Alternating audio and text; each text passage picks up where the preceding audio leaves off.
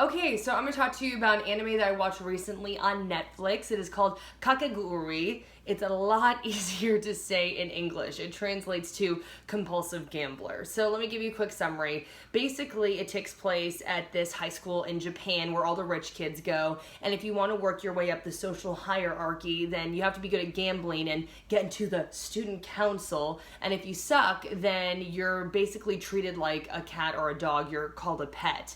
So at first I was like, okay, this sounds pretty interesting. I've never watched an anime solely focused around gambling, so that was kind of unique. But then another part of me was like, okay, we have the same old crap again that we've seen in so many animes and so many video games as well, where we have this top boss, the student council president, and then all of her diabolical henchmen, and our protagonist has to face and defeat each of the bad guys and work their way up to the main boss. So I was kind of like, okay, well, we've seen this how many times now? But I was like, okay, I'll give it a shot. So let me start off with the things that I really enjoyed, because there were some parts of this anime that I thought were really cool. Now, it's classified as a shonen, which means that it's kind of aimed more towards adolescent males.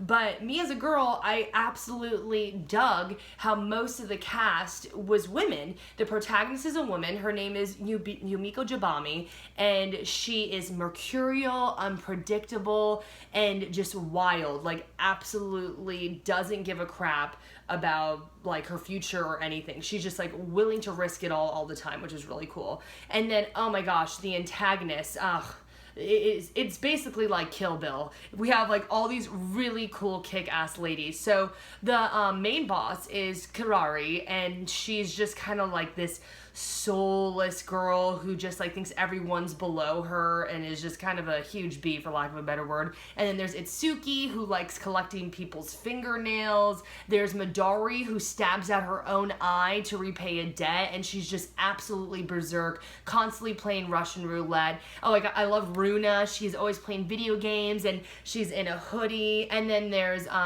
Yumemi, and she's like this pop star, and she has like these little like star eyes, and she's always like, I'm so beautiful and charming. So anyways, you get it. There is just these kick-ass girls in this cast. And then the guys, they're kind of lame, which I kind of liked.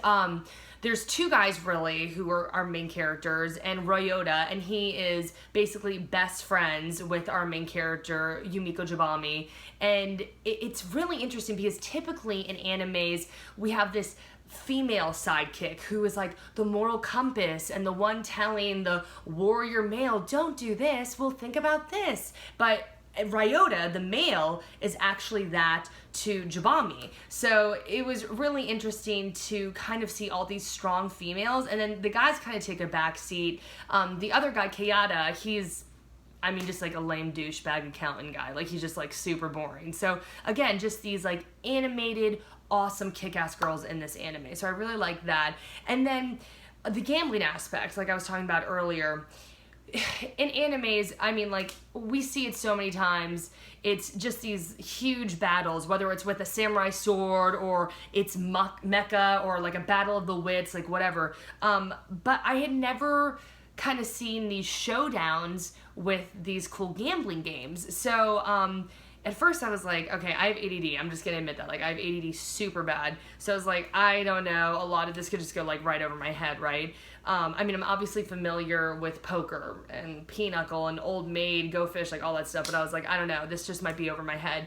But while watching the anime, it was really interesting to kind of like learn about the games and then like see their different strategies, and you kind of got anxiety watching it. Like, I do kind of get anxiety when I'll be watching like a really cool like mecha battle in space, or like we're watching like two warriors like totally battling it out, or there's volleyball anime and there's basketball anime and boxing anime. So but I was just surprised at how much my adrenaline got going with just the gambling. So I thought that was really unique and cool too. But okay, so if I have to give it like an overall, it's predictable. we know that Yumiko Jabami is going to bring down the whole student council and basically, just like take over and do her thing, which, I mean, like I said, totally predictable, typical formula that we see with so many animes, that you just work your way up through the bosses and then you get the main boss and you're like, boom, see ya. So it was predictable, but I thought that it was fun, and just the female cast that was just so kick-ass, and then just the whole gambling aspect and how smart it was, that kind of intrigued me. So I liked it. I think it's one of those animes that you can kind of put on in the background if you're doing chores at the house or if you're working out at the gym. I mean, are you going to be enthralled and just like glued to your like little screen? I wouldn't say so, but I definitely thought that it wasn't like I was like, man, I lost 6 hours of my life. I was like, okay, that was pretty cool.